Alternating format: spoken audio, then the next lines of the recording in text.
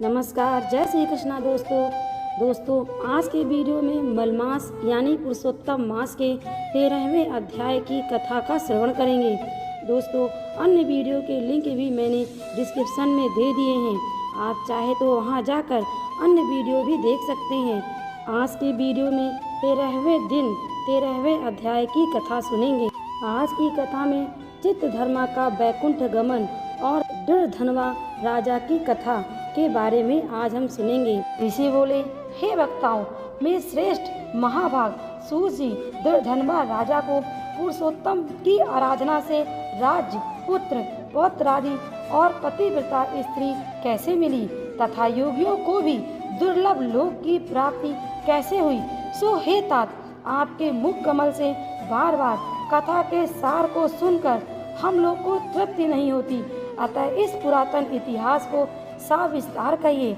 हमारे भाग्य बल से ही ब्रह्मा ने आपको यहाँ भेजा है। सूत जी बोले, हे ब्राह्मणों, श्री नारायण ने नारद जी से जो कुछ कहा वही पुरातन इतिहास में आप लोगों से कहता हूँ। धनवा का चरित्र जैसा मैंने गुरु जी के मुख से सुना है वही आप सब मुनि लोग सुनो। श्री नारायण बोले, हे ब्राह्मण, आकाश गंगा की तरह पवित्र करने वाली सुंदर पुरानी दृढ़धर्मा राजा की कथा को मैं कहता हूँ, तुम सुनो।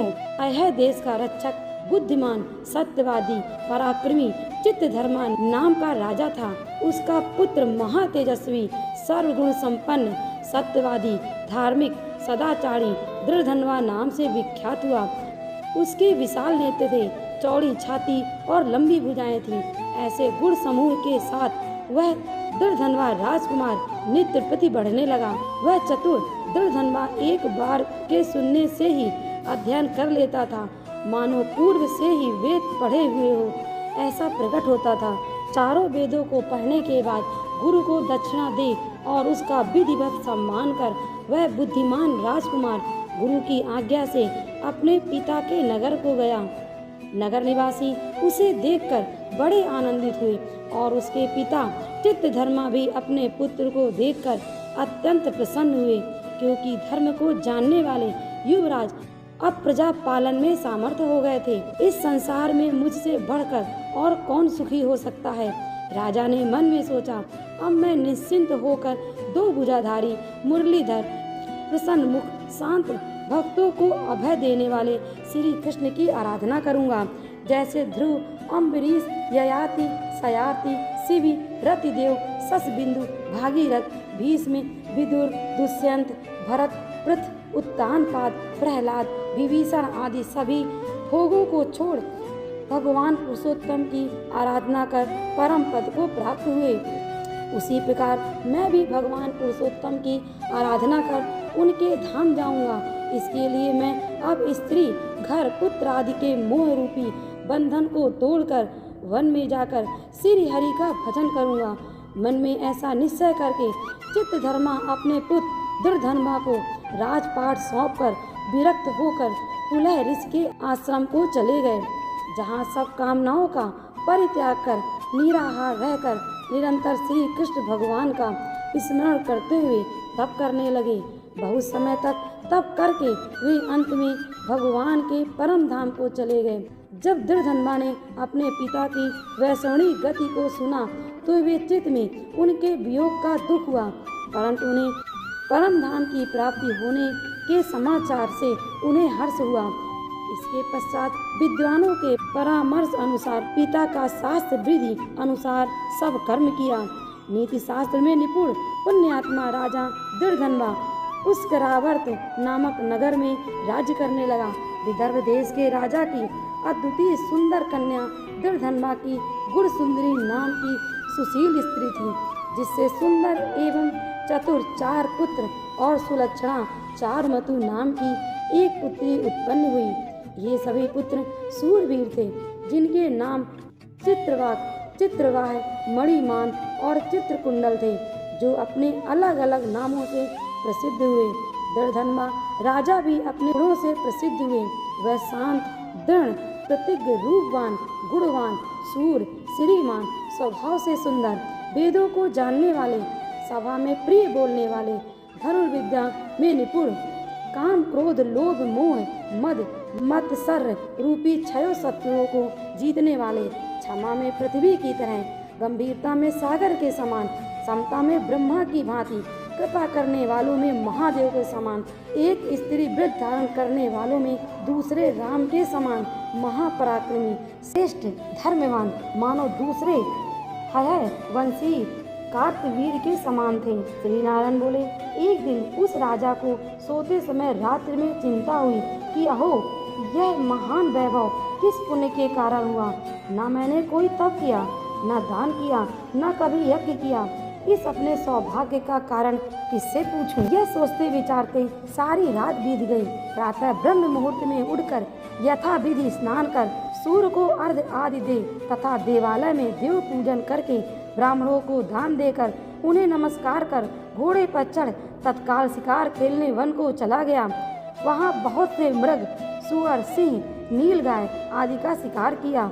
वन में राजा दुर्धनवा के बाण से घायल होकर एक मृग एक वन से भागता हुआ दूसरे वन को चला गया। तब राजा भी बाण ताने हुए उसके रक्त गिरे हुए मार्ग से उसके पीछे पीछे गया, किंतु मृग के कहीं छिप जाने से राजा उस वन में भटकता रहा। तब प्यास से व्याकुल होकर उसने एक सुंदर सरोवर को देखा। राजा ने वहां जाकर पानी पिया और उसके किनारे पर एक घनघोर छायादार वट वृक्ष की जटा से अपने घोड़े को बांधकर स्वयं वहीं बैठ गया।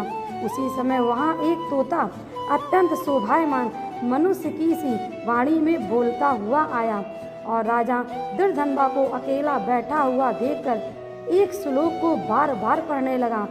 विद्यमानातुल्य सुख सालोल क्या तीव्र भूतले नाचित यसी तत्वम त्वं कथय परमेशिति। राजन, तुम इस भूतल पर विद्वान अतुल सुखों को देखकर तत्व आत्मा के संबंध में विचार नहीं कर रहे हो तो कैसे भव सागर से पार होगे। बार बार इस पद को सुनकर राजा आनंद को प्राप्त हुए और मोहग्रस्त भी हुए। तोता सार गर्भित कठोर नारियल के समान गंभीर पद्म को बार बार क्यों पढ़ता है, जो बड़ी कठिनाई से समझ में आने योग्य है। क्या ये श्री सुखदेव जी हैं, जो श्री कृष्ण के सेवक मुझ संसार में डूबे हुए मूढ़ पर परीक्षित की भांति कृपा करके उद्धार करने आए हैं। राजा ऐसा सोच ही रहे थे कि इतने में ही उनकी सेना भी राजा को ढूंढते ढूंढते वहां आ गई। उधर तोता भी राजा को आत्मबोध कराकर अंतर्धान हो गया। राजा अपने नगर में आकर तोते के वाक्य को स्मरण करते रहे।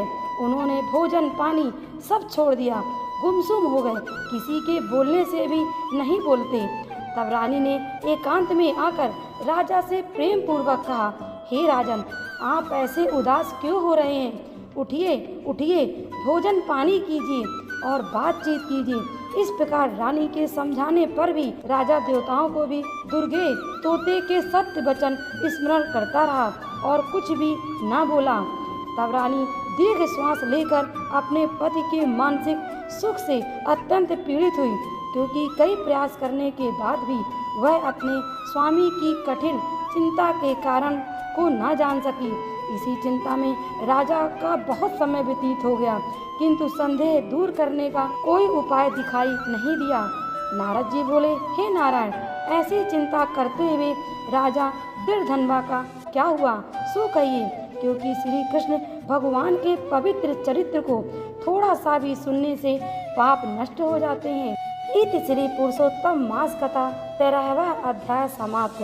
दोस्तों, इस प्रकार 13वें दिन की 13वें अध्याय की कथा समाप्त होती है। दोस्तों, यदि कथा पसंद आई हो इस वीडियो को लाइक करें, शेयर करें और सब्सक्राइब करना ना भूलें। तो बोलिए बांके बिहारी लाल की जय।